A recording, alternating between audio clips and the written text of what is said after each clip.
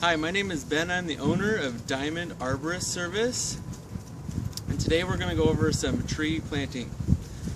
So one of the first things that's really important is that you get a good specimen from the nursery.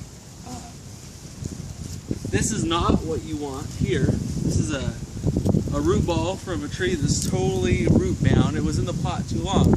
So what happened probably is the person went out to go to the nursery and they noticed there were 5 trees there, all the same kind, but a couple of them were a lot bigger. And they thought, well, I'm going to get a lot better deal here if I get the bigger tree for the same price as some of these smaller trees. But most of the time, those trees have been in the pot for a really long time and you have this root boundness. Also, when the trees are like this, they don't grow very well. This tree died. Other trees I'll see in the landscape with the same situation, they will have been there for 2 or 3 years. They'll still rock in the soil back and forth, and they won't have grown very much. So if you have a tree that you planted a few years ago and it hasn't grown much, it's a good possibility that this is the situation that's going on there. Also, if they do grow and they have this situation, they can fall over later on. So what you have got in your tree, you want to get one that's not necessarily the biggest one, kind of maybe in the middle there. When you pull it out, you want to actually remove a lot of the soil to kind of find where those roots are and kind of pull them out. You want to expose what's called the root collar. And it's this area in the trunk where the roots start coming out. So you can start seeing a lot of these roots here. On this one, it got planted up here. You can see that root collar is actually down here. So when this tree was planted, the root collar was exposed, all these roots you would have been able to find. And sometimes you can clip them and pull them out. But it's very important to get that also because later on, if the tree was able to get any larger, having the soil and the moisture up against the trunk here will cause a lot of trunk rot and you can have it fail right there at the trunk. So again here, start pulling this out. And don't worry, just because a little bit the roots are exposed, the tree isn't going to die. You just don't want these roots to dry out.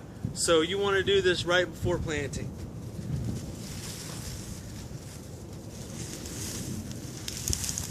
So you start pulling these out, so when you put it in the ground, you can pull these out and they're not going to wrap around. You have a lot more of this with these 15-gallon trees. If you can start with a 5-gallon, which is going to be a lot smaller of a tree, the root system will establish much faster because it won't have had as much a chance to get these roots where they girdle.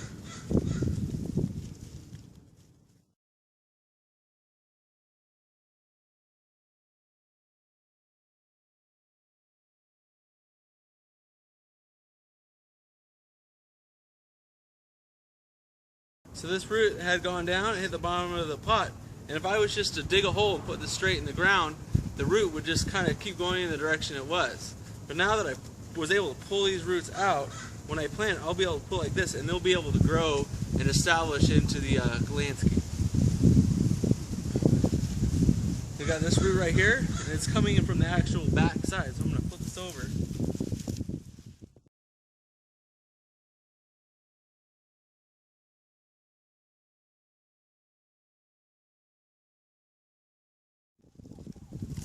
So you can see you got mostly just roots now, but when we plant this, we'll be able to pull them out.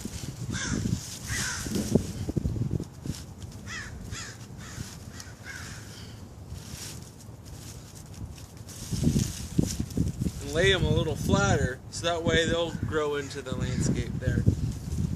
And you can see on this one, it's just right the same size as the bucket here. Fits in there perfectly. So another trick, if you were to come across this situation, you got the tree home and you noticed that there were a lot of roots going like that, you can actually take a handsaw and cut in around about 1 inch into your pot there, and it'll remove a lot of that You mainly want to do that in the springtime or late winter, where the roots can really establish themselves again, because if you do that more in the summertime, then you have a lot more chance of losing the tree. Now after you've selected your tree from the nursery, the next thing you gotta do is you gotta dig a hole.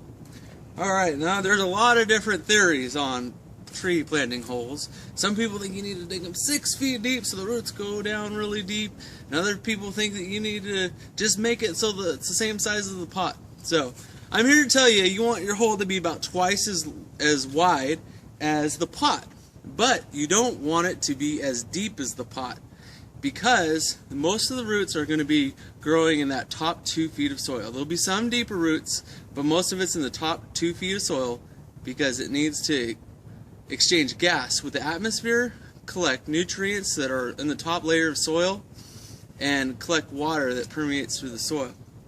When you dig this hole, dig it about twice as big as the pot, and then you want to dig it deeper on the sides than in the middle, and then you want to compact this middle area so that way the roots won't just sit in water.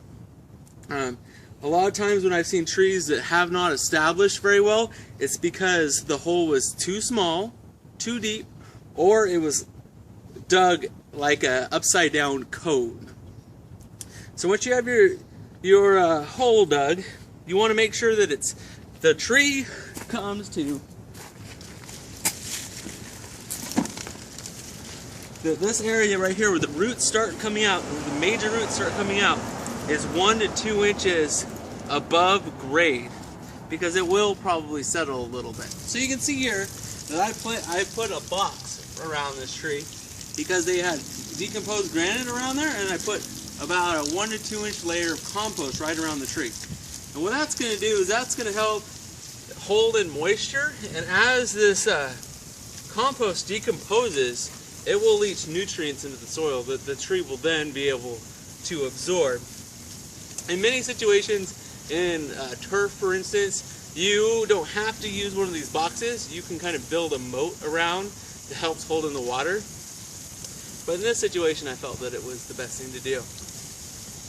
If your tree's a little bigger than this, sometimes you'll need a couple of stakes, but this tree was just probably out of the 5-gallon, just put into the 15-gallon. So it can stand up very well on its own. There's not a whole lot of wind around here.